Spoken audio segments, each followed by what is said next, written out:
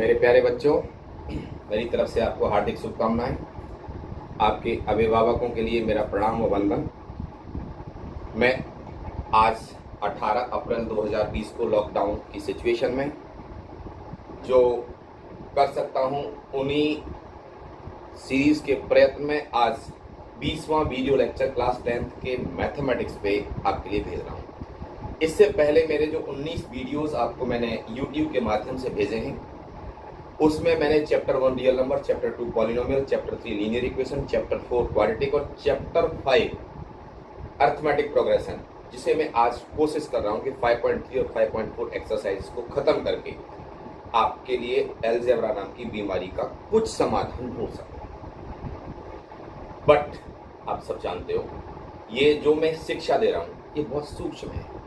आपको एक्चुअली शिक्षा तो लेनी ही लेनी है, शिक्षा के साथ आपको विद्या आनी चाहिए और विद्या लेना बहुत ज़रूरी है। शिक्षित अशिक्षित एक जगह है, लेकिन ज्ञानी और अज्ञानी दूसरा है। ये हो सकता है कि एक आदमी ज्ञानी हो, अशिक्षित हो, और ऐसा बहुत बार होता है कि शिक्षित होते हैं और अज्ञानी होते हैं। मैं बड़े सत्संग में नहीं जाते हुए आपको आज अरिथमेटिक प्रोग्रेशन की nth टर्म और सम ऑफ n टर्म्स पर बेस्ड एक्सरसाइज 5.3 और 5.4 में सेलेक्टेड क्वेश्चंस के सॉल्यूशंस आपके सामने रखना चाह रहा हूं। तो उससे पहले मैं आपको फिर से बता दूं कि सम ऑफ n टर्म्स Sn के फॉर्मूले होते हैं n/2 2a plus n minus 1 into D, और Sn का एक फॉर्मूला होता है n/2 a प्लस a। जैसे किसी एपी का Sn अगर 2n स्क्वायर माइनस 3n है, तो मैंने आपको बता रखा है कि n की वैल्यू 1 डालने से फर्स्ट टर्म आएगा, क्योंकि S1 means sum of first term और sum of first term means first term अलग। ये मैंने पहले ही बता रखा है कि अगर इसका फर्स्ट टर्म चाहिए तो S1 का मतलब a क्या हो गया, वो 2 into 1 square minus 3 into 1 that is minus, first term हो गया माइनस। कॉमन डिफरेंस जो होता है वो मैंने पहले बता रखा है कि n स्क्वायर के कोफिशिएंट का डबल होता है, तो वो हमारा क्या आ गया 2 का डी का आंसर यहाँ पूरा। तो आप ये या ये क्वेश्चन की नेचर के अकॉर्डिंग Sn का फॉर्मूला लगा सकते हैं। An का मैंने बताया था क्या फॉर्मूला होता है, a plus n minus 1 into D. जैसे कोई कहता है a tan क्या होगा, आपने इमीडिएटली कहना है a tan is a plus 9b। और An का एक फॉर्मूला ये भी है Sn minus Sn minus sum of n terms minus sum of n minus 1। बस ऐसी ही कुछ बात मैंने आपको पिछली वीडियोस में बता रखी है। an अगर 3n प्लस 1 है तो n की वैल्यू 1 डालेंगे आप, तो 3 इंटू 1 प्लस 1 4, ये आपका क्या हो गया थी 4, फर्स्ट टर्म हो गया a1 या a, एक ही बात है। और an के अंदर n का कोफिशिएंट डायरेक्टली क्या होता है, कॉमन डिफरेंस, और Sn के अंदर n स्क्वायर का कोफिशिएंट क्या होता है, n स्क्वायर के कोफिशिएंट का डबल, कॉमन डिफरेंस। बट ये सारी चीज आपको पहले आपको बहुत अच्छी तरह से समझा रखी है, सब समझा रखा है, सब बता रखा है, आप लोगों ने वो वीडियो सारे देख भी रखे हैं। अब मैं ये चाहता हूँ आपको एक दो क्वेश्चंस स्टार्ट कराऊं 5.3 के, आज 18 अप्रैल 2020 को 20वें वीडियो लेक्चर के माध्यम से। देखिए जी, exercise 5.3 page number 112, question number 1, find the sum of following AP. 4 part है, एक पार्ट कर रहा हूं पहला वाला, 2 7 12 dot dot dot up to 10 terms. ये कहते हैं कि 2 7 12 के 10 नंबरों तक का सम बताओ। तो भाई a का आंसर 2, कॉमन डिफरेंस 7 माइनस 2 या 12 माइनस 7 5, और कितने नंबरों का सम निकालना है, अप टू 10 टर्म्स। तो S10 क्या हो गया, 10/2 2a plus 10 minus 1 9 into D 5। तो जो S10 का आंसर है हो गया 5, 10/2 5, 4 प्लस 45। तो S10 फाइनली हो गया 5 इंटू 49। तो S10 का आंसर हो गया 5 9 या 45, 5 4 या 20 245, ऐड हो गया ना वो 4। तो इस तरह से आपको पहला क्वेश्चन है, दूसरा है, तीसरा है, ये बच्चों वाले क्वेश्चन है। क्वेश्चन नंबर 4, आप भी तो बच्चे ही हो, मैं भी तो कोशिश कर रहा हूँ कुछ आपको समझाने की। मेरे को क्या है कि मैंने बहुत बार कर रखे हैं, तो ऐसे लग रहा है मेरे को रटे हुए हैं और कुछ नहीं है, but you are more powerful more energetic and more intelligent than everyone. How many terms of the AP? चौथा क्वेश्चन है पेज नंबर 113 पे एनसीईआरटी एक्सरसाइज 5.3 का. How many terms of the AP? 9, 17, 25. वो कहता है इस AP के कितने नंबर लिए जाएं कि उनका सम 636 हो जाए. हाउ मेनी टर्म्स यानी क्या पूछा है इन्होंने? एन पूछा है. एस एन दे रखा है. पहला टर्म क्या है आपका? 9. कॉमन डिफरेंस क्या है आपका? 8. 17 में से 9, 25 में से 17. एस एन का फॉर्मूला क्या होता है? N by 2 2a plus n minus 1 into d. S n क्या है आपका? 636. एन आपको फाइंड करना है. 2a यानी 2 into 9, n minus 1 into d यानी 8. इसको आप इक्वेशन को सॉल्व करेंगे. ये क्वाड्रेटिक इक्वेशन है.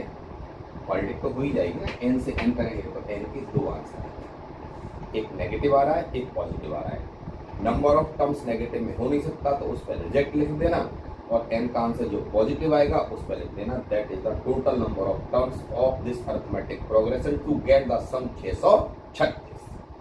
तो ये आप ट्राई कर लें आगे और प्रोसीड कर सकते हैं इस क्वेश्चन नंबर 4 को इसके आगे खुद क्वाड्रेटिक बना करके.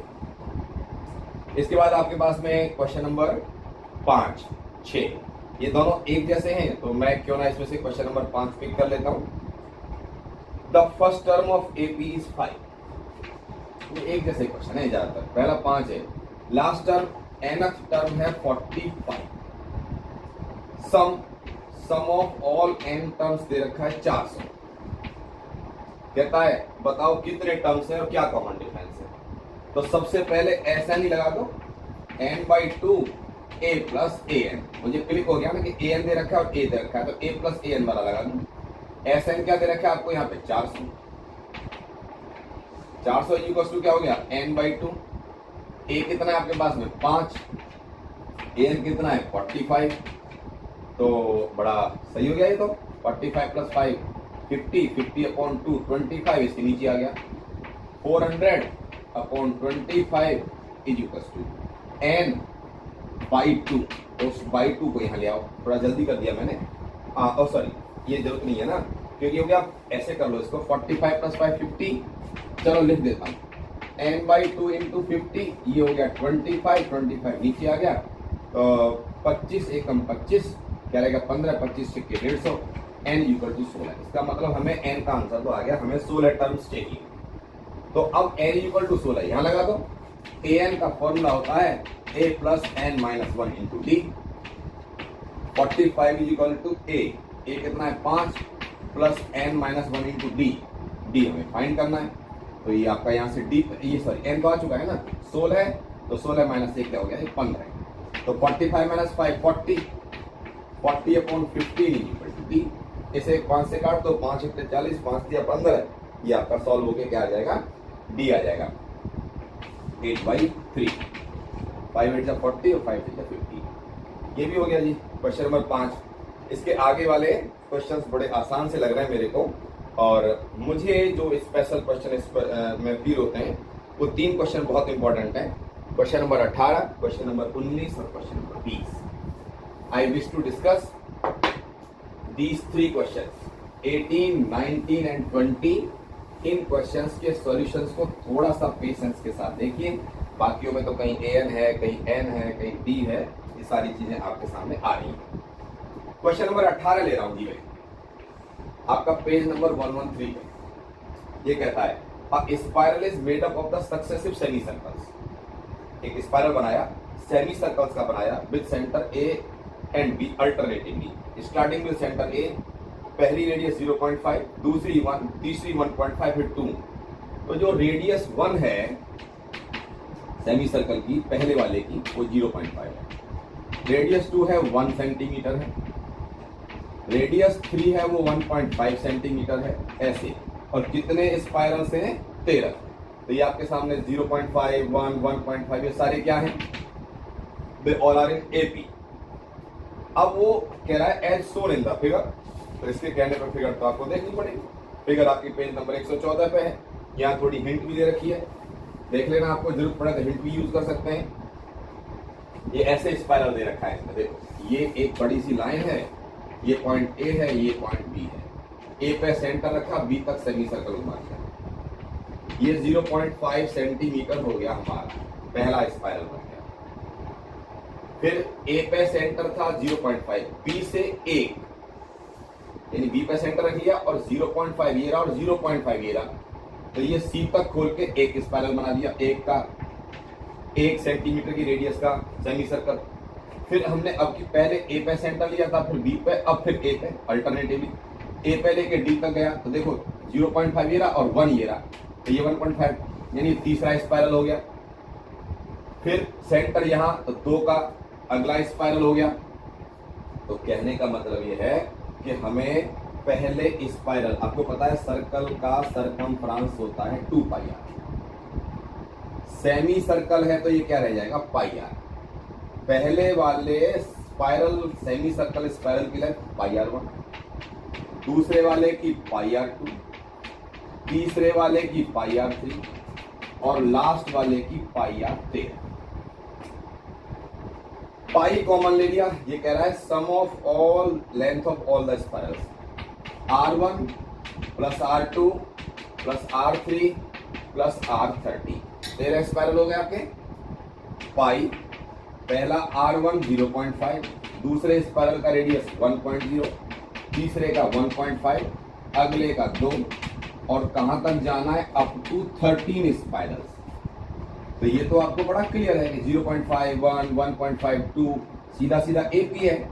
और कौन सी एपी? जिसका पहला टर्म 0.5 और कॉमन डिफरेंस 0.5 क्योंकि हर बार 0.5 पड़ रहा है। तो सम ऑफ 13 टर्म्स 13/2, 2a यानी 2 इंटू 0.5 प्लस n-1 यानी कि 13-1 इंटू d यानी 0.5। तो भैया ये 0.5 है, ये 0.5 ये बाहर आ गया, ये हो गया 22/7 ही तो पाई की जगह लिख दिया, 13/2 यहाँ लिख दिया, 0.5 कॉमन ले लिया, उसको मैंने हाफ लिख दिया, तो यहाँ से क्या रह गया 2 प्लस 12, ये 2 रह गया और 13 में से क्या तो 12, ये हो गया 12 और 2 14।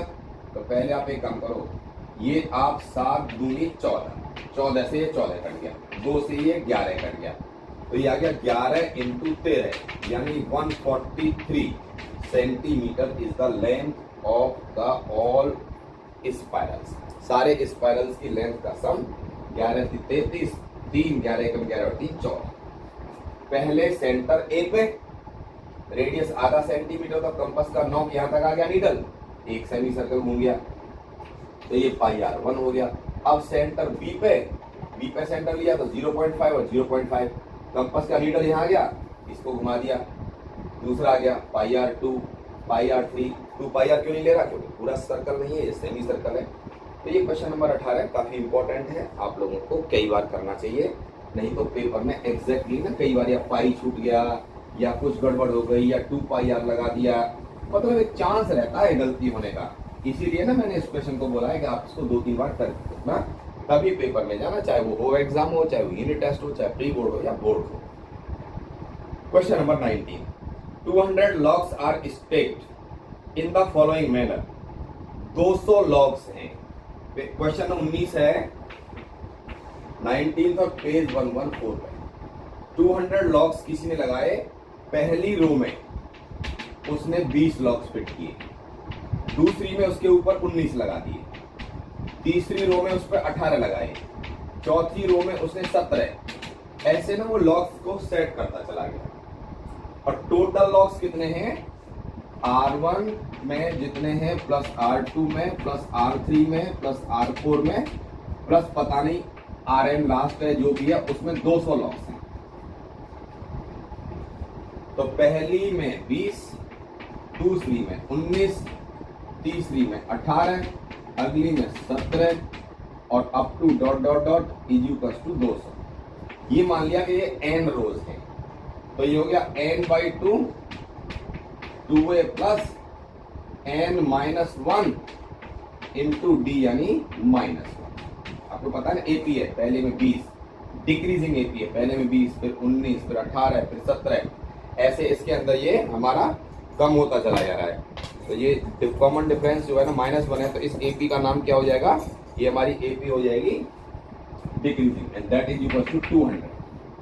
तो अब आप देख लो भाई ये कैसे हो जाएगा, n/2, ये 2 मैंने क्रॉस मल्टीप्लाई करके यहाँ भेज दिया, तो ये हो गया n × 40 प्लस -n+1, क्योंकि -1 का n से हुआ तो -n और -1 का -1 से हुआ तो +1 और इज इक्वल टू 400। n × 40 और 1 41, n × n² -n² plus 41n is equal to 400। ये सारा इधर भेज दिया तो n² पॉजिटिव हो गया, n², ये नेगेटिव हो गया -41n, उधर पहले से ही प्लस का 400 है इज इक्वल टू 0। फैक्टर किए 41 आ जाए 16 और 9, नहीं सॉरी 25 और 16, माइनस का 25n माइनस का 16n प्लस का 400 इज इक्वल टू 0। यानी इसमें से उसमें से कॉमन लिया तो ये फैक्टर हो गए n-25 और n-16 बराबर 0। तो n की एक वैल्यू हो गई 25 और n की एक वैल्यू हो गई 16 और दोनों ही पॉजिटिव आई हैं। ये थोड़ा परेशानी का विषय हो गया। तो अब हमें ये देखना है इसमें से दोनों सही हैं या दोनों गलत हैं या पहली सही है या दूसरी सही है या क्या है। तो n25 है तो मैं 25th टर्म ढूंढता हूँ। 25th टर्म होता है a + 24b। तो 25th रो में कितने लॉग्स होंगे, पहली रो में 20 थे, 24, हर एक में एक एक कम हो रहा था तो कॉमन डिफरेंस -1। तो A25 का आंसर हो गया 20 - 24।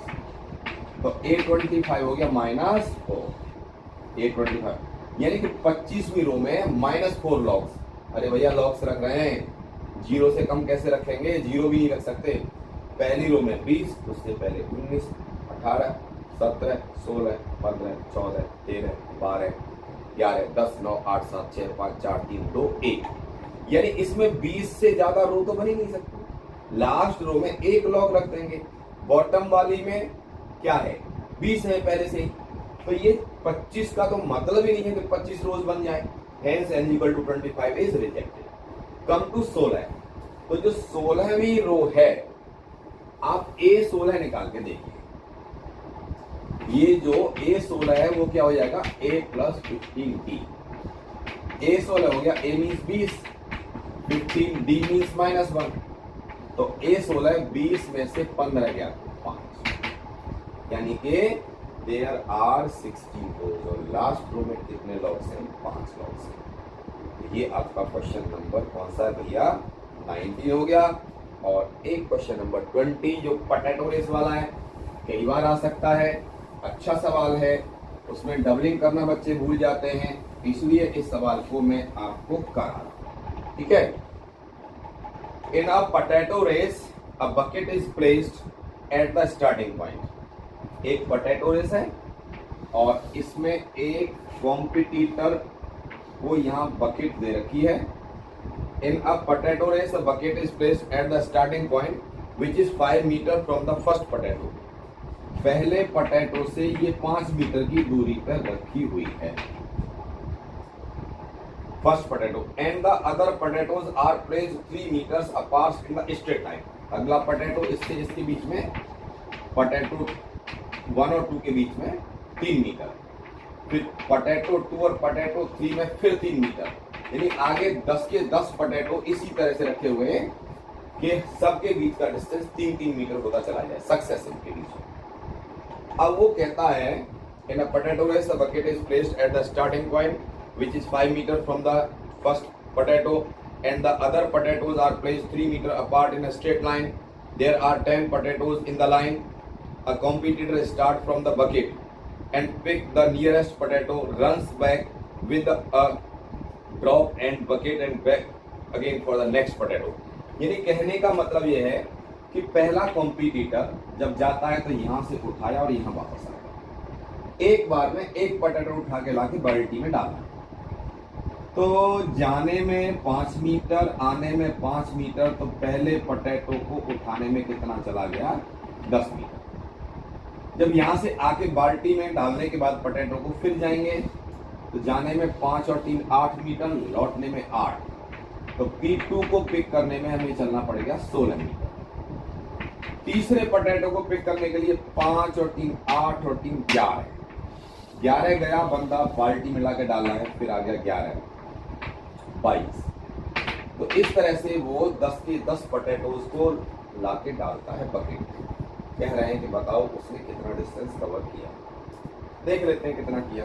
पहला टर्म 10, दूसरा 16, अगला 22 और अप टू 10 टर्म्स। कितने टर्म्स हैं टोटल? 10, क्योंकि पोटैटो 10। पहले चेक करते हैं एपी है 10 और 6 16 और 6 22 और 6 28, ऐसे हो जाएगा। चेक कर लो 28 है या नहीं। चलो पोटैटो 4 हो गया जाते हैं। ये भी 3 मीटर। 5 और 3 8 और 3 11 और 3 14, 14 गया और 14 आया 28, यानी 22 और 6 28, यानी ये एपी है। पहली बार में उसने 10 मीटर चला, 8 है। कॉमन डिफरेंस उसका 6 है, टी 6। नंबर ऑफ पोटैटोज 10 है, तो हमें सम ऑफ 10 टर्म्स निकालना है। एस एन का formula n/2 2a plus n-1 into D होता है।